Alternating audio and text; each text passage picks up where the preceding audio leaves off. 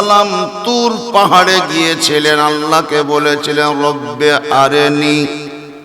তিনি নিজেই গেলেন আর নিজে গিয়ে বলছেন যে হে আল্লাহ তুমি আমাকে দেখা দাও, তুমি আমাকে দেখা দাও। মানে আল্লাহকে দেখার ইচ্ছা করেছিলেন মুসা নবী। আল্লাহ বললেন লান তারানি, তুমি আমাকে দেখতে পারবে না।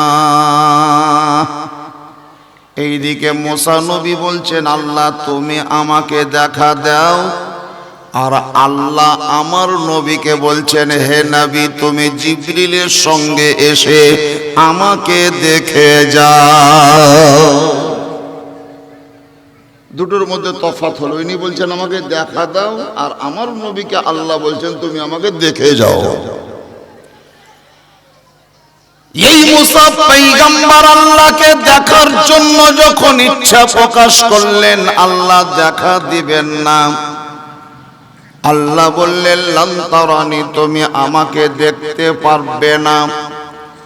কিন্তু তারপরেও যখন বারবার রিকোয়েস্ট করলেন দেখা দাও দেখা দাও দেখা দাও, তখন আল্লাহ বললেন যখন তোমার এতই দেখার ইচ্ছা, তো আমাকে দেখে তুমি সহ্য করতে পারবে কি পারবে না ওটা আমি যাচ করব, ট্রাই করব, পরীক্ষা করব।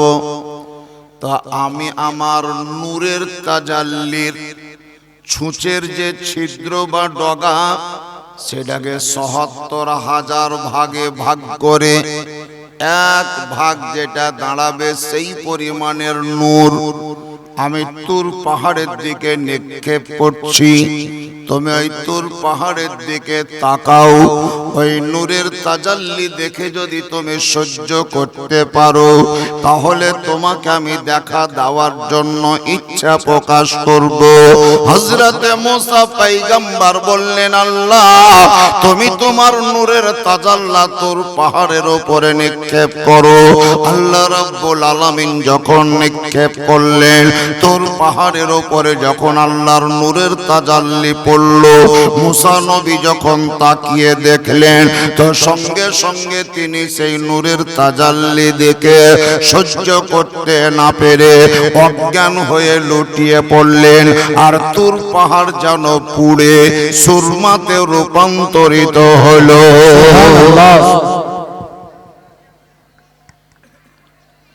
এই মুসা নবী বেশ কিছুক্ষণ পর যখন জ্ঞান প্রাপ্ত হলেন, হযরতে মুসা আলাইহিস সালাম বলেছিলেন আল্লাহ আর দেখব না, দেখতে এসেছিলাম যখন দেখতে পেলামই না তখন আর থাকব না। এটা ওনার ব্রেনে ঢুকলো। ওইদিকে আমাদের নবী আকা মুস্তাফা মক্কাতুল মুকাররমায় 52 বছর বয়স প্রাপ্ত নবী 53 রানিং বিছানায় শুয়ে আছেন উম্মে হানির বাড়িতে। আল্লাহ বললেন জিবরাইল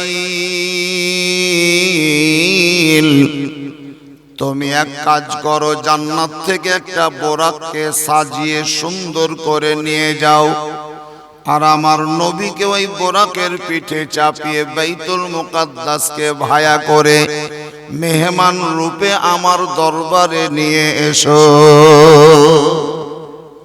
দেখেন আল্লাহ কেমন করে আমার নবীকে নিয়ে যাচ্ছেন।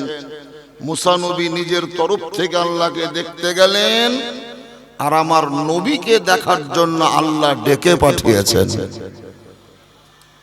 হযরতে জিবরিল আমিন এলেন, নবী আমার তন্দ্রামুক্ত, আপনার তন্দ্রাযুক্ত, চক্ষুদ্বয় বন্ধ আছে, যেন চোখ বন্ধ করে আছেন ঘুমিয়ে থাকার মতো। জিবরিল ফেরেশতা এসে বলতে পারতেন হুজুর উঠেন, ইয়া রাসূলুল্লাহ উঠেন, আপনাকে আল্লাহ ডেকে পাঠিয়েছেন উঠেন। কিন্তু নবীর চোখ বন্ধ আছে, প্রকৃতপক্ষে তিনি ঘুমিয়ে আছেন কিনা এটাও জিবরিল ফেরেশতা জানেন না। বোরাক সাইডে দাঁড়িয়ে আছে, নবীকে উঠাবেন জাগাবেন তবেই তো বোরাকের পিঠে চাপাবেন। তা যেহেতু নবী শুয়ে, নবীকে উঠাবেন কি করে? এটা নিজের জ্ঞানে জ্ঞানে চিন্তা না করে আবার আল্লাহকেই জিজ্ঞাসা করছেন, রব্বুল আলামিন আপনি যে নবীকে নিয়ে যেতে আমাকে অনুমতি দিয়েছেন, সেই নবী শুয়ে আছেন, আমি ওনার ঘুম ভাঙাবো কি করে? আমি ওনাকে জাগাবো কি করে? ওনাকে চ্যাঠা করব কি করে? নিদ্রা ভঙ্গ করব কি করে? জাগ্রত করব কি করে? প্রসেসটা কি? আমি কি ওনার গায়ে পিঠে হাত বোলাবো, না পা টিপবো, না মাথার চুল টানবো, না নাম ধরে ডাকবো? কোন পদ্ধতিতে উঠাবো? সুবহানাল্লাহ। দুনিয়ার যে কোনো রাজা বাদশার দরবারের নিয়ম নীতি দুনিয়ার লোকেই তৈরি করে, আর আমার নবীর দরবারের কেমন আদব হবে, কেমন শৃঙ্খলা হবে, এটা দুনিয়ার কোন লোক নয়, বরং আল্লাহ নিজে তৈরি করে। জিবরিল আমিন বললেন, ইয়া রব্বে কায়নাত কি করব? আল্লাহ বললেন, জিবরাইল আমার নবীর গায়ে পিঠে হাত বোলাতে হবে না, মাথা টিপতে হবে না, পা দাবাতে হবে না, নাম ধরে ডাকা চলবে না, বেয়াদবি হবে। সেহেতু ওই নবীকে জাগ্রত করার জন্য এক কাজ করো, তুমি তোমার মুখটাকে আগে দিকে এগিয়ে নিয়ে যাও, আর আমার নবীর পায়ের তলায় চুম্বন দাও, দেখো আমার নবী জেগে যাবে। সুবহানাল্লাহ। এখান থেকে নবীর ঘুম ভাঙাবার একটা আদব পাওয়া গেল, যে ওনার পায়ে চুম্বন দিতে হবে। এখন দুটো জিনিস নেন, সন্তান হয়ে, ধ্যান দিয়ে বুঝেন, সন্তান হয়ে মানে বেটা কিংবা বিটি হয়ে কোনোদিন যদি বাপ কিংবা মায়ের ঘুম ভাঙাতে হয়, তো দরজায় দাঁড়িয়ে বা বিছানার পাশে দাঁড়িয়ে আব্বা, আব্বা, আব্বা, আব্বা, বিটি যদি ঘুম ভাঙাতে যায় ওর বাপের, তাই ৩-৪ বার আব্বা বলতে বলতে বলতে বলতে বলতে বলতে শেষ বেলায় ওই বিটি বলবে, কুঞ্জি ঘুম ঘুমালছে, দেখা এত চিল্লাম তো উঠে না, মুখকে টাড়া করে বেরিয়ে চলে আসবে। বেটা যদি বাপকে ঘুম ভাঙাতে যায় তো ও রাগ করে বেরিয়ে ওর মাকে বলবে, আমি পারলাম না। এগুলো হচ্ছে আমাদের সমাজে। কিন্তু আদবের কিতাবে লিখছে যে তুমি যদি তোমার মায়ের কিংবা বাপের ঘুম ভাঙাতে চাও, তাহলে আব্বা আব্বা বলে চিল্লায়ও না। কি করো? তোমার বাপ ঘুমিয়ে আছে, মা তোমার শুয়ে আছে, বেটাই হও আর বিটি হও, মা আর বাপের পায়ের দিকে মানে নিচু অঙ্গে এমনি এমনি করে পাখানকে একটু টিপো, দেখো তোমার বাপের বা মায়ের ঘুম ভেঙে যাবে। এটা আদব শিখিয়েছে।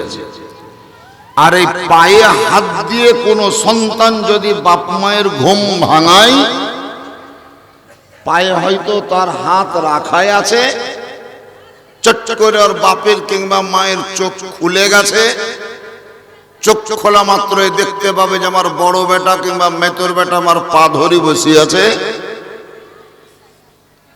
ওই বাপের আর মায়ের মুখ থেকে দোয়া বাহির হওয়ার প্রয়োজন নাই, দিল থেকে, হৃদয় থেকে, কলিজা থেকে, মনের ভিতর থেকে, অন্তরের গভীর থেকে ওই ছেলেটা আর মেয়েটার জন্য দোয়া বাহির হবে। আর আল্লাহর নবী বলেছেন, ওই ছেলে বা মেয়ের জন্য যখন কোনো বাপ কিংবা মা অন্তর খুলে দোয়া করবে, আল্লাহ তাআলার নিকটে কারেন্টের মতন কবুল হয়ে যাবে।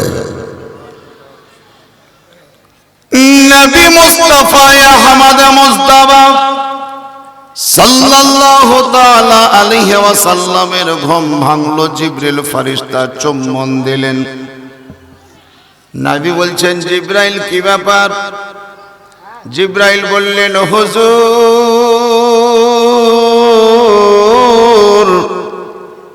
খায়ের মোহাম্মদ পালেছে নাকি?